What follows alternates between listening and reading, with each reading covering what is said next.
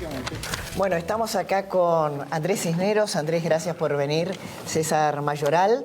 Hola. Y Iván Petrella. Andrés, esta es una guerra, una especie de guerra mundial no declarada. ¿Cómo estás analizando esta secuencia de atentados que ha agregado ahora al propio Irán? Sí, no tiene una sola causa, pero el propio Papa dijo que estábamos en guerra. Y creo que es una desgraciada confirmación de la advertencia que nos hizo Huntington sobre el choque de civilizaciones. En realidad no es un choque de civilizaciones, porque la civilización islámica es muy respetable, pacífica, igual que nosotros, quiere convivir en paz, no tiene problemas. Pero tiene un grupo de fanáticos que esos sí nos han declarado la guerra. Nosotros en Occidente, que estamos llenos de defectos, de nuestros fanáticos ya nos hemos liberado.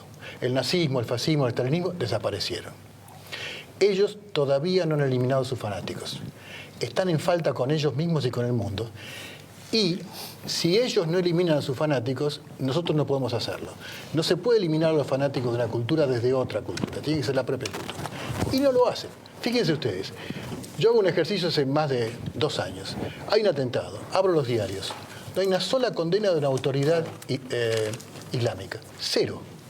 ¿Cuántas mezquitas hay en Argentina? Muchas, que cada una tiene su líder espiritual y religioso. No los veo salir a condenar. Es una lástima, es una verdadera pena, porque son muy buena gente. Pero me parece que les está faltando el deber cívico de que sus líderes religiosos, que casi siempre son sus líderes políticos, claro, le digan a los creyentes: señores, este no es el camino del Corán. Ese silencio es estruendoso. Y mientras ellos no se pongan a trabajar, esto no va a tener solución. César. Bueno, sí, yo creo que, digamos, que el tema es grave, no empezó hoy. Hay causas, como dijo acá Andrés, que múltiples causas, ¿no? Desde la creación del Estado de Israel, a la revolución iraní de Khomeini, el tema de la invasión de Estados Unidos a Irak. Sí, hay un conjunto de cosas que han ido creando un sistema violento en una región que ahora se traslada también a Occidente. Es decir, los que realizan hoy los atentados en Occidente son musulmanes que se han convertido a los sectores más fundamentalistas, fundamentalmente sunitas, y que realizan actos violentos en Occidente, donde ellos, la mayoría, nació, se crió y lo conoce. Por eso es tan difícil impedirlo. Ese eufemismo de llamarlos lobos solitarios resume la actitud de un conjunto de jóvenes que no ha encontrado un camino para insertarse en Occidente, que no se encuentra cómodo tampoco en Oriente y que de alguna manera se inmola con actos que son de terrorismo individual.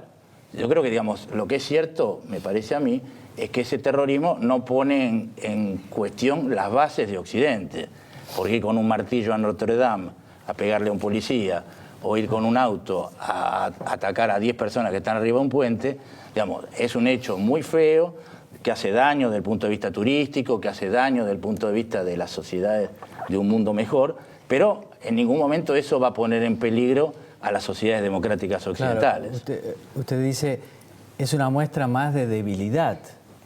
De debilidad y de que hacen lo que pueden hacer, no hacen lo que quieren hacer. Pero ¿usted no está de acuerdo? No, sí estoy. Nunca discrepo con César Mayoral. No en público. Miren, yo creo que el terrorismo, todos los terrorismos de la historia, no procuran derrotarnos. No pueden. Lo que procuran es provocarnos para que nos comportemos como ellos. Y respondamos al terrorismo con terrorismo de Estado. Ahí ganaron ellos. Los argentinos lo sabemos muy bien. Ah, pero usted se refiere a los 70 casi. A todos los terrorismos. Ese libro te falta, vos. Joven. Sí, Joven. Gracias. Muchas gracias por la invitación. Es un placer compartir una mesa con embajadores como Cisneros y Mayoral. A ver, yo diría que no es una guerra contra Occidente, es una guerra contra la decencia misma y contra la dignidad básica que tiene el ser humano. La mayoría de estos atentados, como ya mencionaron, de estos grupos, ocurren dentro de países musulmanes contra otros musulmanes. Son los primeros que sufren la violencia de estos grupos fanáticos como el Estado Islámico. Al mismo tiempo, estos atentados a veces ocurren en países occidentales. Y ahí lo que tenemos que entender, creo yo, es que lo que tenemos en el fondo, y las palabras del embajador Cisneros creo que iban a esto también, lo que tenemos en el fondo es casi lo que se podría llamar una guerra civil interna del Islam, donde unos fanáticos buscan definir a través de la violencia lo que es el Islam para el resto de los musulmanes. Claro. Y ese conflicto interno del Islam a veces se juega en el escenario occidental también y entra en nuestros medios. Ahora, lo que sí creo que vale la pena resaltar, yo no sé el caso argentino en este sentido, pero sí sé que en el caso del Estado Islámico, por lo menos, todas las grandes universidades del mundo musulmán han condenado el Estado Islámico como algo absolutamente atroz y antimusulmán. Eso hay que decirlo también, tal vez a veces no sale suficiente en los medios, pero hay una conciencia que los atropellos básicos a la dignidad humana que vemos en estos últimos años son no solamente van en contra de lo que enseña el Islam, pero va en contra de la decencia básica en la cual tiene que vivir todo ser humano. Ahora, y el hecho de que los imanes, o muy pocos imanes, hayan condenado o sean explícitos en esto, ¿a vos te consta, compartís eso o no? Mira, yo creo que si uno googlea puede encontrar cientos de imanes del mundo musulmán. ¿Qué han hecho? En el Medio Oriente, en el sudeste asiático también, donde está la mayor porcentaje de la población musulmana del mundo, que condenan estos atentados. Muchas veces, a ver, cuando hay algún cristiano que comete un crimen, no necesariamente salimos a esperar también que todos los sacerdotes cristianos o líderes intelectuales cristianos vayan a condenar el crimen. Digamos, no se asocia necesariamente la religión con el crimen de manera inmediata en otras religiones como ocurre con el Islam. Cuando ocurre con el Islam, obviamente, ¿por qué? Porque vemos este caso y impacta mucho en Occidente, ¿no? Pero creo que esa condena existe mucho más de lo que se percibe en muchos medios. Como Iván está confrontando lo que yo dije sobre las condenas, una cosa tan importante como condenar crímenes atroces no requiere que nos pongamos a bucear en Internet. Debería estar en todos los diarios, debería estar en todos los medios. Fíjense ustedes, revisen todos los programas de televisión, incluyendo que han tratado los atentados. ¿Cuántos líderes islámicos invitaron? Ninguno. No están. Acá tendría que estar un líder islámico diciendo, señores, esto es mal, está mal. Y hablando con sus fieles por televisión y desde el púlpito, dice, señor, esto está mal. No hace falta ir a Google. Tiene que estar visible a todos los argentinos. Es verdad que también el imán de la mezquita de Egipto, del Cairo, con el Papa se juntaron para tratar de impulsar el hecho de la condena de los otros imanes. Yo creo que es difícil para los musulmanes que no son terroristas, que no quieren saber nada, la situación que se encuentran en Occidente. Porque, digamos, de por ser musulmán, ya de alguna manera son pasibles de que los condenen. Digamos, tienen miedo, no se animan a hablar mucho, tienen miedo que los expulsen. Sí, pero hay algo que a mí me llama la atención, que lo diríamos si fueran católicos, pero en realidad los que cometen estos atentados se asumen como musulmanes, hablan como tales. No son solo... Y hablan y dicen en nombre de Alá y demás. Son solo musulmanes. Hay algo...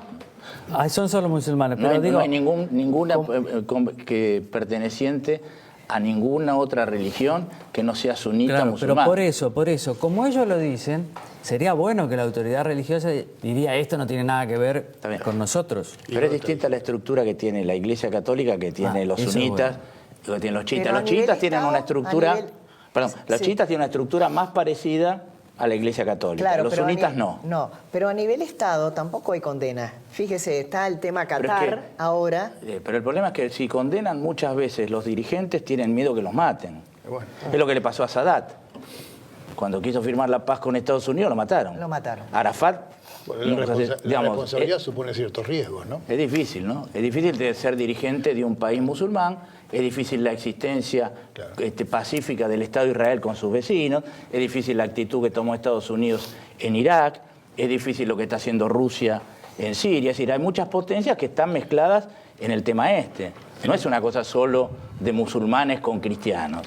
No, acá hay un problema de poder. Para agregar en relación a algo que decía Andrés antes, a ver, la religión en sí, toda religión es un fenómeno ambiguo, que puede ir para el bien o puede ir para el mal, ¿no? Vos podés tener el Estado Islámico como una expresión religiosa, podés tener Bin Laden, podés tener a Gandhi o a la Madre Teresa, ¿no? Todo depende de cómo se interpreta esa religión.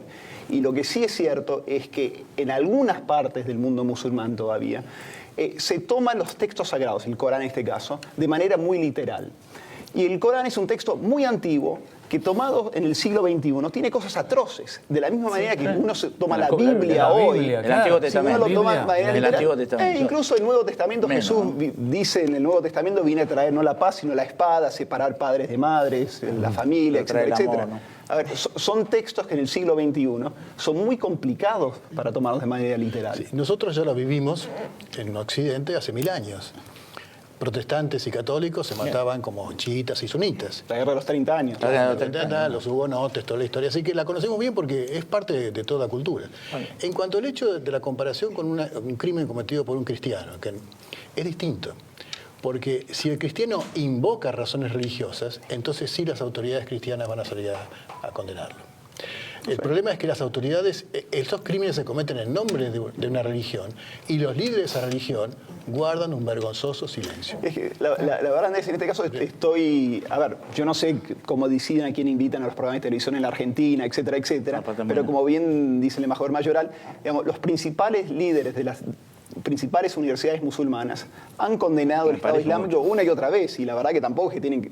Yo no siento la necesidad que los líderes musulmanes, después de cada crimen y atrocidad que comete un grupo minúsculo de musulmanes, tengan que salir a condenar lo que ya sabemos que condenan. Sí lo hacen en nombre de la religión que ellos, a 3 cuadras de acá en una mezquita, están profesando. Pero fundamentalmente lo hacen en nombre de Alá, no en nombre de la religión. Ellos dicen, cuando mueren, dicen Alá es grande, se refieren siempre a Alá. Invocan el Corán. Pero nunca se refieren a un sector de la religión, a un imán. No defienden un imán, defienden a Alá. Bueno, eso no tenía mucho que ver. Es decir, están invocando una religión y acá tenemos mezquitas que administran esa religión y los sacerdotes que administran no dicen nada. Ahora, también de parte de Occidente hay como una cierta hipocresía, ¿no? Porque yo recuerdo que hablando con Pilar Rahola por radio, ella que es catalana y es hincha del Barcelona, me decía que se sentía avergonzada de que el auspiciante o el sponsor, mejor dicho, Qatar. del Barcelona fuera la Fundación Qatar. Así. Que ahora ha sido aislada por financiar supuestamente al terrorismo, ¿no? Sí, Elí. Bueno, entre ellos se financian todo el tiempo. Arabia Saudita lo ha hecho todo el tiempo. Es decir, Las madrazas. es la tormenta perfecta ahí adentro. La tormenta perfecta. ¿Y Sí, cómo sí. termina la tormenta? Tenemos que cerrar ya. Difícil. Mira, para mí uno de los fenómenos más interesantes y que hay que estudiarlo mucho más es cómo es que un grupo del Estado Islámico logra captar ciudadanos de los países occidentales, ¿no? ¿En qué atracción encuentran esa ideología ciudadanos de países occidentales para sumarse y formar parte del grupo Lobo Solitario? Huntington lo explicó en la paradoja de la segunda generación. La primera generación de islámicos Se incorpora. Claro, pero en algunos casos son conversos, ni siquiera son segunda generación de islámicos, son conversos Por la misma razón. a esa interpretación por la del misma Islam. razón.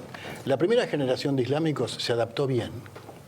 Sus hijos fueron a la universidad, se educaron, se sienten franceses o británicos, y la sociedad británica y francesa no le da trabajo, no le da lugares, y se sienten parias en su propia sociedad. diferente. No, pero está el caso, insisto, de los ciudadanos, el famoso Jihadi John. Sí. No tenía padres musulmanes, Bueno, etcétera. porque- Es alguien que se convierte por aparte- alguna sensación de vacío en su propia Nos pasó sociedad. a nosotros en Argentina. Bueno, es decir, exacto, en el los terrorismo 70, atrae a la exactamente. gente que está descontenta.